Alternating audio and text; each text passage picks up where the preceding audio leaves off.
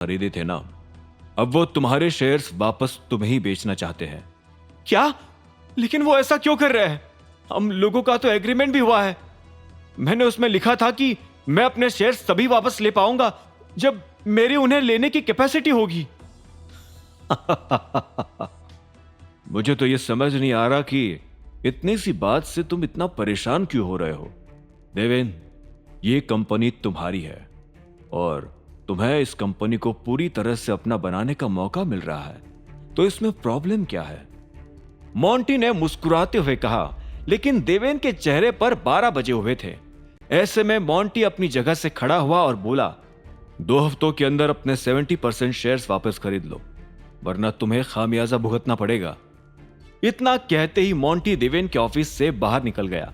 देवेन किसी पुतले की तरह अपनी कुर्सी पर बैठा रह गया था। उसे देखकर ऐसा लग रहा था जैसे वो बिना मौत ही मारा गया हो। उधर जब मोंटी ने देवेन तक अभिनव का मैसेज पहुंचाया, उसी वक्त इधर अभिनव के ऑफिस में भी लंच टाइम हो गया था। उसे भूख लग रही थी और वो अपने यानी टाइगर की ही किसी रेस्टोरेंट में जाकर खाना खाने वाला था। वो अब अपना मेंबरशिप कार्ड यूज करने वाला था।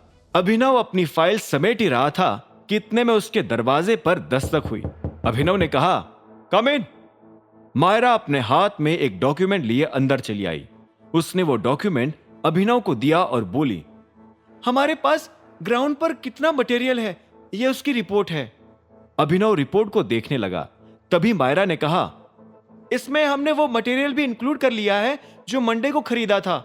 इसके अलावा कल इंजीनियर्स ने 20 कैमरास बना लिए थे।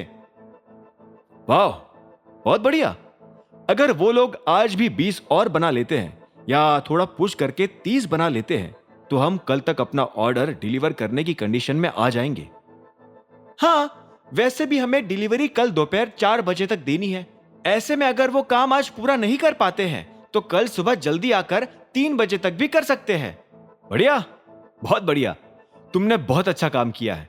तुम्हारा काम देखकर मुझे सच में खुशी हुई। चलो, अभी तो लंच टाइम है और मैं लंच के लिए बाहर जा रहा हूं। आगे की बात आकर करते हैं, अभिनव ने कहा और अपना फोन लेकर खड़ा हो गया। इससे पहले कि वो बाहर निकल पाता, मायरा ने कहा, सर, लंच टाइम तो मेरा भी हो गया है, क्या मैं आपके साथ आ सकती हूं? अभिनव ने उसे एक सेकंड के लिए देखा और बोला, तुम मेरे साथ लंच करना चाहती हो?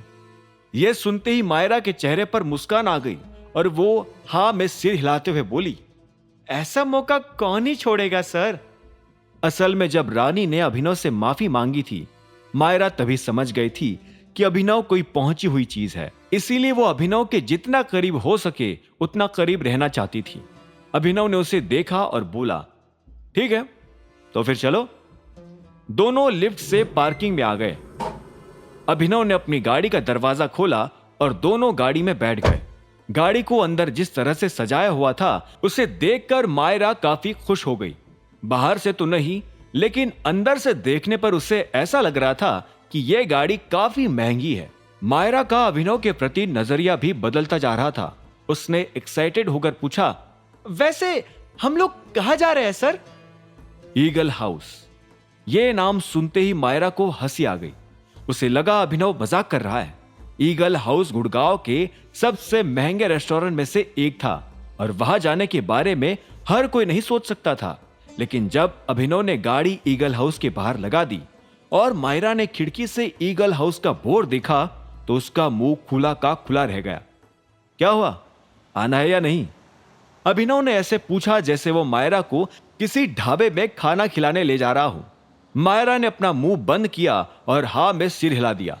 मायरा जानती थी कि इस रेस्टोरेंट में खाना खाने के लिए चेकबुक लेकर जाना पड़ता था। या तो यहां कोई अमीर खा सकता था या फिर वो जिसके पास मेंबरशिप कार्ड हो, और मेंबरशिप कार्ड पाना दिल्ली के ट्रैफिक में से 100 की स्पीड पर गाड़ी भगाने जैसा था।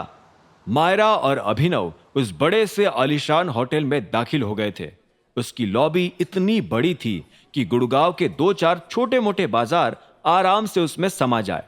होटल के रिसेप्शन एरिया में आराम से 3 हेलीकॉप्टर आकर खड़े हो सकते थे। वहां टेबल बुकिंग भी आपका सोशल स्टेटस देखकर ही की जाती थी। अरे वाह, देखो तो कौन आया है। अभिनव जब आगे चलता चला जा रहा था तभी उसे पीछे से यह आवाज आई, आगे की कहानी जानने के लिए देखें अगला एपिसोड सिर्फ पॉकेट एफएम के यूट्यूब चैनल पर, और द रिटर्न ऑफ टाइगर के सारे एपिसोड्स को सुनने के लिए डिस्क्रिप्शन में दी लिंक से डाउनलोड करें पॉकेट एफएम ऐप।